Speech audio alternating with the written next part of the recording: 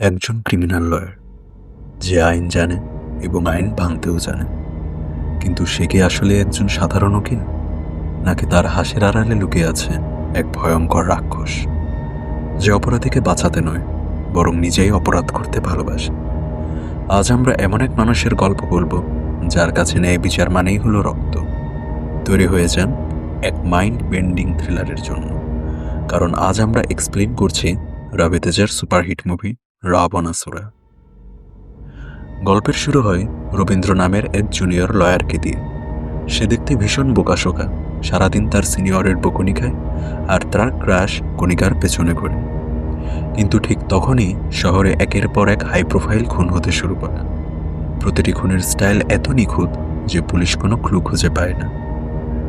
Police officer Hanuman তারাও যখন তদন্তে নামেন, তখন তিনি লক্ষ্য করেন এই প্রতিটি খুনের পেছনে একজন মানুষেরই হাত আছে। কিন্তু সেই খুনি এক এক সময় এক এক রূপে সামনে আসে। কখনো সে একজন বৃদ্ধ, কখনো একজন পুলিশ অফিসার। কিন্তু এখানে একটা বড় প্রশ্ন, একজন মানুষ কিভাবে এতগুলো রূপ ধারণ করতে পারে? এখানে গল্প মোড় নেয় এক অন্ধকার গলিতে। আমরা জানতে পারি আমাদের সেই হাসি খুশি রবীন্দ্রই হলো এই সব খুনের মাস্টার মাইন্ড। কিন্তু কেন? সে কি শুধুই একজন সাইকোপ্যাথ, নাকি এর পেছনে লুকিয়ে আছে কোনো গভীর প্রতিশোধের গল্প? রবীন্দ্র কোনো সাধারণ খুনি নয়।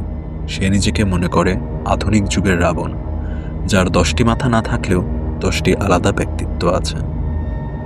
মুভির প্রতিটি ধাপে আপনি ভাববেন যে আপনি খুনিকে ধরে ফেলেছেন, কিন্তু ঠিক তখনই রবীন্দ্র আপনার বুদ্ধিকে চ্যালেঞ্জ জানাবে। সে আইনের প্রতিটি ফাঁক ফোকর ব্যবহার করে পুলিশের নাকের নিচ দিয়ে শিকার করে বেড়ায়। তার আসল উদ্দেশ্য কি? সে কি কোনো বড় কর্পোরেট স্ক্যামের পর্দা ফাঁস করছে, নাকি সে নিজেই একটা বড় মাফিয়ার অংশ? মুভির শেষে গিয়ে যখন আপনি জানতে পারবেন রবীন্দ্রের এই রাবণ হয়ে ওঠার আসল কারণ, তখন আপনার গায়ের লোম খাড়া হয়ে যাবে। সে কি শেষ পর্যন্ত ধরা পড়বে, নাকি আইনের চোখে ধুলো দিয়ে সে তার মিশন পূর্ণ করবে? যারা থ্রিলার আর ডার্ক শেড মুভি পছন্দ করেন, তাদের জন্য রাবণাসুরা এক অনন্য অভিজ্ঞতা। ভিডিওটি ভালো লাগলে লাইক দিতে ভুলবেন না। আর আপনাদের কি মনে হয়, রবীন্দ্র যা করেছে তা কি ঠিক ছিল? কমেন্টে আপনার মতামত জানান। আর পরবর্তী ভিডিওতে আপনি কোন মুভির এক্সপ্লেনেশন দেখতে চান সেটাও আমাদের লিখে পাঠান। আজকের মতো এখানেই বিদায়। দেখা হচ্ছে পরবর্তী থ্রিলারে।